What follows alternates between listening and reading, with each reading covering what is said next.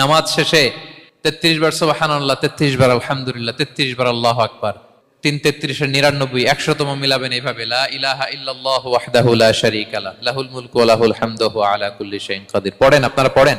বিষ্ণু বলেন নামাজের পরে যদি 33 বার সুবহানাল্লাহ, 33 বার আলহামদুলিল্লাহ, 33 বার আল্লাহু আকবার, এরপরে 100তম বার লা ইলাহা কেউ পড়ে, তার যদি সাগরের ফেনা পরিমাণ গুনাহ থাকে আল্লাহ তাআলা তার সব গুনাহ মাফ করে দেয়।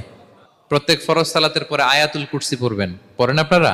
কোরআনের সবচাইতে দামি আয়াত। বিশ্বনবী বলেন মান ক্বারা আয়াতাল কুরসি দুবরা কুল্লি সালাতিন মাকতুবাতিন লাম ইয়ামনাহু মিন দুখুলিল জান্নাতি ইল্লাল মাউত।